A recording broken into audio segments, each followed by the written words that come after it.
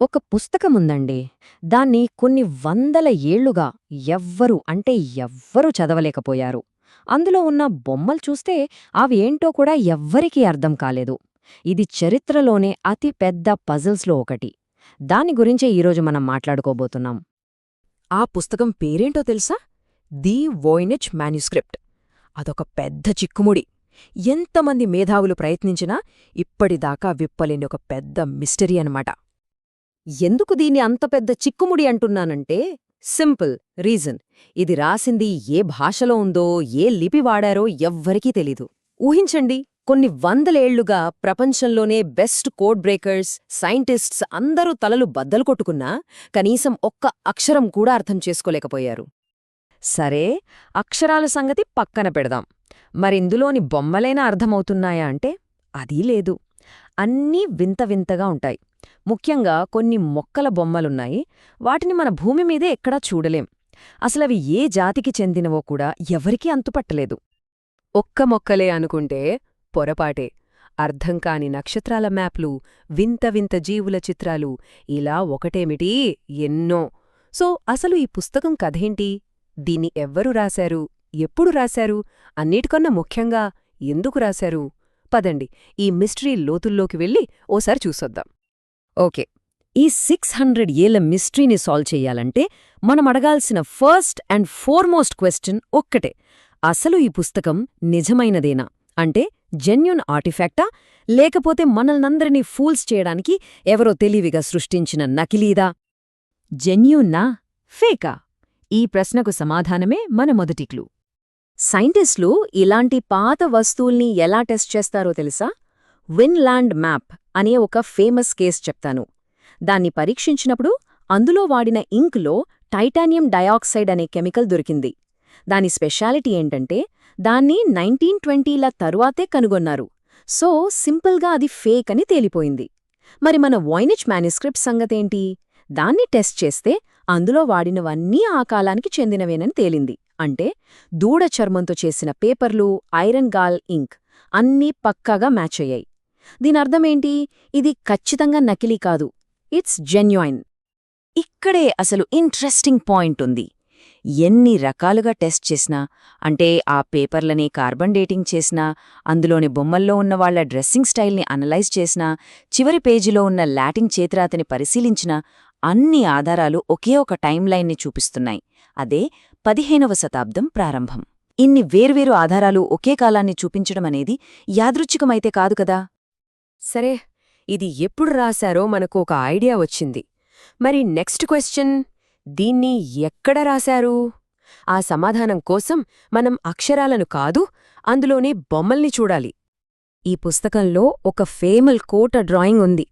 అందులో కోట గోడలపైన ఉన్న ఈ బురుజులని ఓసారి జాగ్రత్తగా గమనించండి.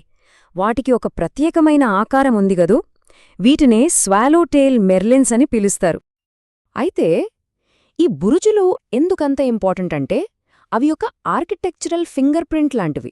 15వ శతాబ్దంలో ఇలాంటి డిజైన్ ఎక్కువగా ఉత్తర ఇటలీలో మాత్రమే కనిపించేది. ఆల్ప్స్ పర్వతాలకు ఆవల ఇవి చాలా అరుదు. సో దీన్ని బట్టి మనకేమర్థమవుతోంది? ఈ బొమ్మ గీసిన వాళ్లకి ఉత్తర ఇటలీ ఆర్కిటెక్చర్తో మంచి పరిచయం ఉండి తీరాలి. చూసారా, మనం మిస్టరీని సాల్వ్ చేయడంలో ఇంకో అడుగు ముందుకేశాం. ఓకే, పుస్తకం జెన్యూన్ అని, అది సుమారుగా ఉత్తర ఇటలీ ప్రాంతానికి చెందిందనే తెలిసింది. ఇప్పుడు అసలు సిసలైన మిస్టరీ దగ్గరకొద్దాం. ఈ పుస్తకంలోని రాత ఎందుకు ఇప్పటికీ ఎవరికీ అర్థం కావట్లేదు? వోయ్నిచ్ లిపి స్ట్రక్చర్ని అర్థం చేసుకోవాలంటే ముందు మనం పొజిషనల్ వేరియేషన్ అనే ఒక కాన్సెప్ట్ గురించి తెలుసుకోవాలి. అదేంటంటే ఒకే అక్షరం అది పదం మొదట్లో ఉందా, మధ్యలో ఉందా, లేక చివర్లో ఉందా అన్నదాన్ని బట్టి వేర్వేరు ఆకారాల్లో కనపట్టమన్నమాట. సాధారణంగా మన భాషల్లో అక్షరాలని ఎలాగైనా ఎక్కడైనా వాడొచ్చు కదా. కాని ఈ వోయ్నిచ్ లిపిలో మాత్రం రూల్స్ చాలా స్ట్రిక్ట్గా ఉన్నాయి.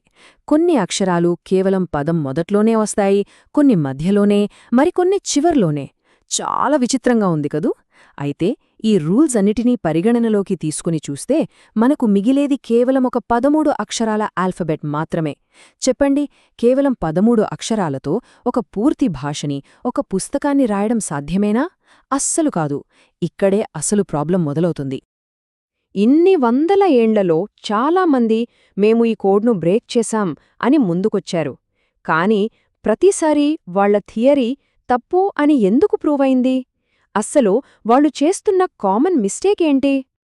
ఇలా ఫెయిల్ అయిన దాదాపు అన్ని సొల్యూషన్స్ వెనుకో ఒక కామన్ సైకలాజికల్ ప్రాబ్లం ఉంది. దాన్నే కన్ఫర్మేషన్ బయాస్ అంటారు. అంటే ఏంటంటే మనమేదైనా ఒకటి నిజమని గట్టిగా నమ్మినప్పుడు మన నమ్మకాన్ని సపోర్ట్ చేసే ఆధారాలనే వెతుక్కుంటాం.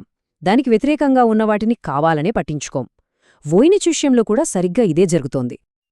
చూడండి, ఈ ఫెయిల్ అయిన థియరీలన్నీ దాదాపుగా ఒకే ప్యాటర్న్ని ఫాలో అవుతాయి. ఫస్ట్ వాళ్లకి నచ్చిన ఒక పాత భాషని తీసుకుంటారు. తర్వాత అందులోంచి కొన్ని పదాలు వోయినిచ్లోని పదాల్లా ఉన్నాయని బలవంతంగా మ్యాచ్ చేస్తారు. ఈ ప్రాసెస్లో వోయినిచ్ టెక్స్ట్ అసలు స్టాటిస్టికల్ రూల్స్ని పూర్తిగా గాలికొదిలేస్తారు. చివరికి ఎలాగోలా కొన్ని అర్థంపర్థం లేని ట్రాన్స్లేషన్స్ తయారుచేసి యురేకా, నేను రహస్యాన్ని ఛేదించాను అని ప్రకటించుకుంటారు. ఒక రియల్ ఎగ్జాంపుల్ చెప్తాను. ఈ మధ్య పాపులర్ అయిన ఒక థియరీ ప్రకారం ఇది పాత టర్కిష్ భాష అట. అందులోని ఒక వాక్యాన్ని అనువదిస్తే ఏమొచ్చిందో తెలుసా? నీ చిన్న పిరుదులను నీటితో రుద్దు. వినడానికి చాలా నాన్సెన్స్గా ఉంది కదా? ఇలాంటి అర్థంపర్థం లేని అనువాదాలే ఈ థియరీలన్నీ ఎంత బలహీనమైనవో చెప్పకనే చెప్తాయి. సో ఇంత దూరం ప్రయాణించాక ఫైనల్గా మనకు తెలిసిందేంటి? ఇంకా మనకు తెలియనిదేంటి? ఒక్కసారి అన్నిట్నీ క్రోడీకరించి చూద్దాం. మనకు ఖచ్చితంగా తెలిసిన విషయాలు కొన్ని ఉన్నాయి. 1. ఇది 15వ శతాబ్దం మొదటి భాగంలో తయారైన ఒక జెన్యూన్ ఆర్టిఫాక్ట్. 2. దీనికి నార్త్ ఇటలీ కల్చర్తో బలమైన సంబంధాలున్నాయి. 3. ఇందులోని కోడ్ ఒక సింపుల్ సబ్స్టిట్యూషన్ సైఫర్ అయితే కాదు. మరి మనకు తెలియనివి? అవే ఎక్కువ. దీని రాసింది ఎవరు? ఇది ఎక్కడ తయారుచేశారు? ఇందులో ఏం రాసుంది? అసలేమన్నా రాసుందా లేదా? ఆ వింత బొమ్మల అర్థమేంటి? ఈ ప్రశ్నలకి సమాధానాలు ఇప్పటికీ మిస్టరీనే.